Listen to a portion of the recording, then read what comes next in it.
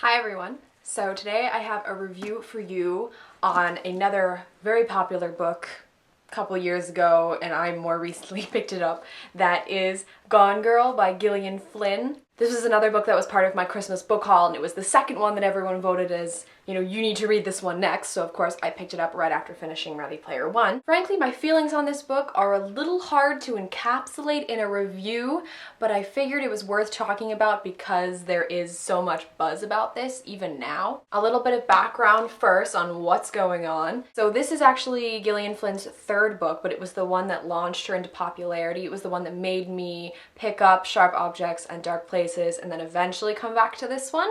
As with all of her books, there are very mixed feelings on a lot of parts of it because they are psychological thrillers through and through. That's her book. She knows how to write it. She does it well. This is obviously no exception to that. This follows a man named Nick, and he is currently living in Missouri with his wife, Amy. You start reading the book from Nick's point of view, so everything you see is what he knows, what he understands, and you can kind of see that there's some tension between him and his wife. Their marriage doesn't seem to be that great, and he, after mysteriously disappearing for a few hours, gets a call from his neighbor saying, hey, your front door's open, your cat's outside, and like no one's shut the door yet, and it's been like that for a while. So obviously being suspicious, he goes home and figures out that his wife Amy is missing, just off the face of the planet. He calls the police and of course becomes the immediate suspect because he is the husband, and that's how those things work. You spend a lot of this book, especially the first half or so, figuring out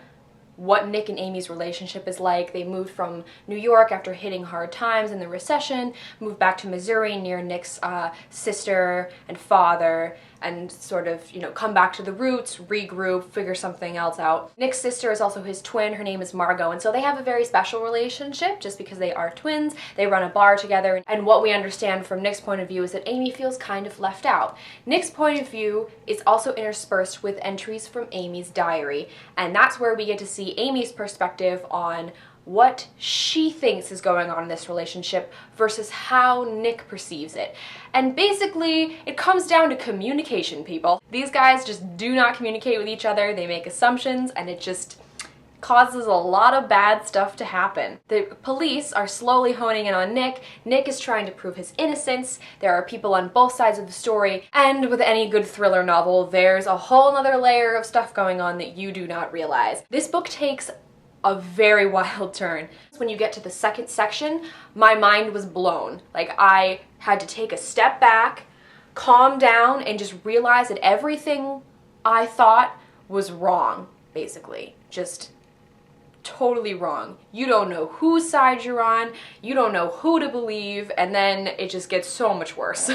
I can only go so far before I'm worried about possibly hinting towards things and figuring out what's going on in the story. I mean, that reveal, you want to go into it blind because it's gonna blow your mind. This is dark, unforgiving, and yet totally Gillian Flynn. I can understand why this book launched her into popularity because, oh man. I'd also like to stress the fact that there are no happy endings in her books either. I know a lot of people were very upset by the ending of this book, did not feel like it was a great ending to such a twisted story, and I kind of agree.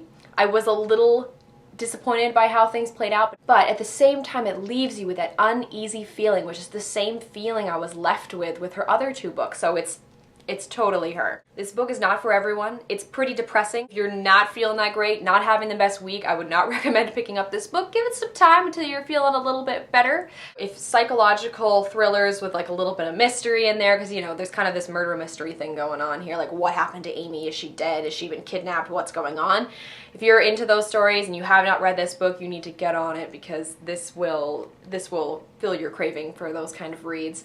And also, it's just people looking for a really strong adult novel. It's very serious, it's dark, it's gripping, suspenseful. I mean, whew. That being said, 5 out of 5 stars for Gone Girl. If you have read Gone Girl, let me know what you thought in the comments. How did the ending make you feel? Did it make you want to rip your hair out? Were you a little, alright, I'll accept this? Let me know what you thought down below. As always, all of the links are in the doobly-doo. Feel free to check those out if you feel so inclined. Thank you very much for watching, and I'll see you guys later.